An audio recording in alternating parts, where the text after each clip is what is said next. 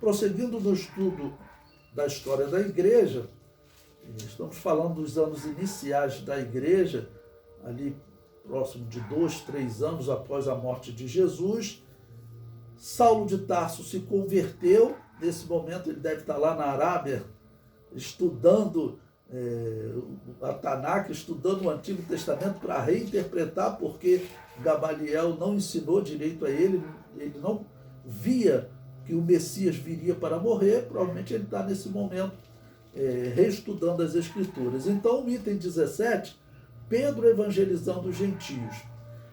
Eu vou ler duas referências, se vocês quiserem abrir aí também, e explico. A evangelização ao gentio Cornélio gerou críticas ao apóstolo Pedro, mas ele havia obedecido à revelação divina. Os gentios foram simbolizados em animais imundos que Deus purificou. Bom, eu vou ler aí, se vocês quiserem abrir, Atos capítulo 10, versículo 15, e depois o capítulo 11, versículo 19.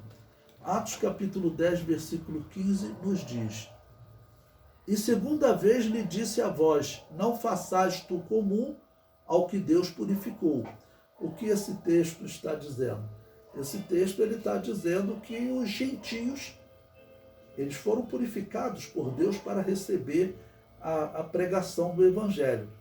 Então vejam como é complicado a mudança do judeu que acreditava naquela nação santa e que ela deveria ser salva. O apóstolo Pedro, nesse momento, ele ainda não tinha um entendimento completo sobre a necessidade de evangelizar os gentios. Pelo jeito, ele estava trabalhando em Israel, concentrado em Israel. E Deus já começa a falar para ele que ele deve pregar aos gentios. O apóstolo Paulo será, vamos dizer, o homem que vai realmente levar o evangelho aos gentios.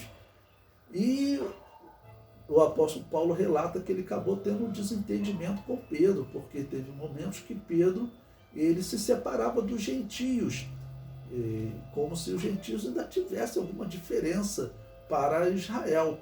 Então, esse ainda era um momento, como eu disse, de aprendizado para o apóstolo Pedro. O apóstolo Paulo vai mudar isso, né? Então, os animais imundos eram uma simbologia de quê? Vamos dizer, daqueles que não receberiam os judeus não os receberiam, eram os gentios. Eles estavam interpretando que deveriam ficar afastados dos gentios.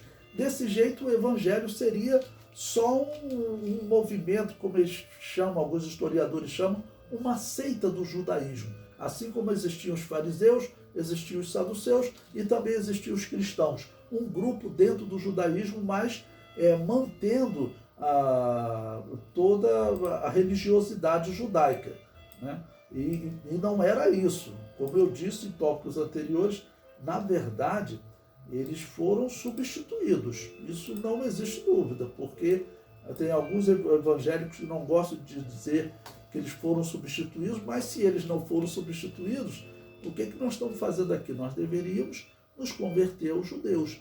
Hoje nós estamos vivendo a era da igreja. Bom, também Atos capítulo 11, versículo 9, ele nos diz: Mas a voz respondeu-me do céu na segunda vez, não chameis de comum ao que Deus purificou. E aí vocês conhecem a história. Havia um gentio que era uma pessoa que temia Deus. Não dá para comparar esse gentio a Melquisedeque, que era um gentio, né, um jebuseu, mas temia Deus. Aquele momento lá era muito próximo do dilúvio, então eu acredito até que haviam mais pessoas que conheciam aquela história do dilúvio. Era um tempo ainda curto, 200 anos depois do dilúvio, ok? Entre os gentios, o mais provável é o seguinte: esse centurião, que, por exemplo, creu em Jesus, outros romanos que creram em Jesus, outros gentios, provavelmente eles tinham um testemunho de algum judeu ou algum cristão por perto dele, né? Ou alguma pessoa, uma pessoa que temia a Deus, e ele começou a ofertar a Deus. Os seus jejuns, as suas orações, as suas ofertas chegaram a Deus. por algum motivo ele não adorava os deuses romanos, né? E ele acaba sendo evangelizado pelo apóstolo Pedro, e chegando o evangelho lá, ele acaba por crer e ser batizado. E aí tem um problema, né? O apóstolo Pedro ele será criticado. Se você ler o capítulo 11, ele já começa com o apóstolo Pedro tendo que se justificar, tendo que explicar por que ele foi pregar entre os gentios, né? Quando você lê Atos capítulo 11, versículo 3, ele diz, no versículo 2, subindo Pedro a Jerusalém, disputavam com ele os que eram da circuncisão, dizendo, entraste em casa de varões incircuncisos e comeste com eles. Observe, eram todos cristãos, mas eram cristãos que eles estavam vendo o cristianismo como uma parte do judaísmo, e que eles deveriam continuar praticando o judaísmo e até praticando essa distância dos gentios, né? Como se eles fossem imundos. Aí no versículo 4 diz que o apóstolo Pedro começou a fazer-lhe uma exposição por ordem, ou seja, ele vai explicar tudo a eles, aí eles vão aceitar.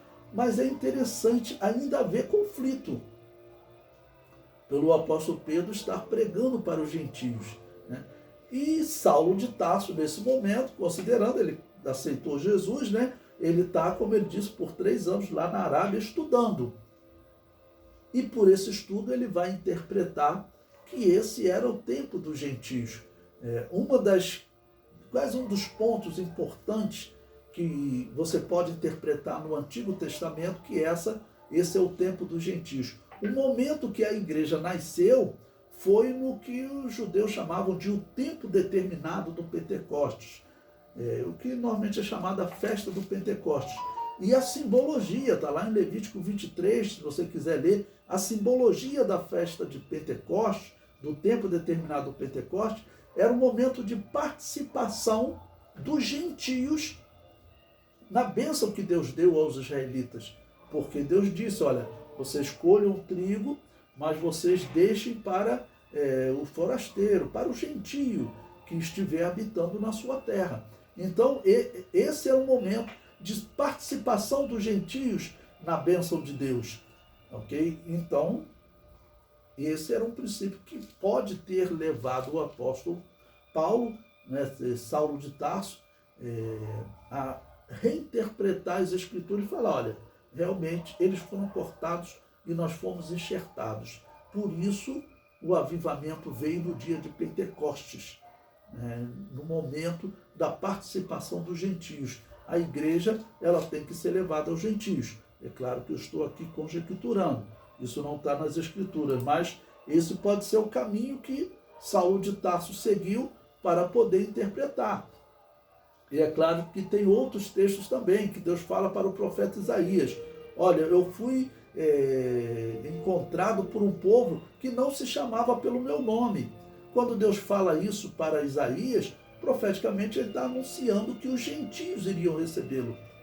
Porque exatamente ele diz, aqueles que se identificavam pelo meu nome, né? Porque Israel, ele se identifica como sendo um príncipe de Deus, ele se identifica com o nome de Deus. Então, Israel, ele não recebeu, mas os que não traziam o nome de Deus, eles acabaram por recebê-lo. Então, haviam profecias, claro, sobre a igreja no Antigo Testamento. E Saulo de Tarso, ele tinha que buscar esse entendimento. E como eu disse para vocês, o apóstolo Pedro, ele era um homem de Deus, mas ele ainda não tinha esse entendimento. Ele começou a ter esse entendimento aqui nesse momento, com essa revelação de Deus. Lembre-se, o apóstolo Paulo provavelmente ele está no deserto estudando. Mais à frente, o apóstolo Paulo e o apóstolo Pedro vão se encontrar, e o apóstolo Pedro diz que teve que repreender, o apóstolo Paulo repreendeu o apóstolo Pedro, exatamente por ele ainda ter algumas atitudes de discriminação com os gentios. Eles tinham que entender, o apóstolo Paulo entendeu bem isso, eles tinham que entender que não havia nenhuma diferença entre gentio e judeu a partir disso.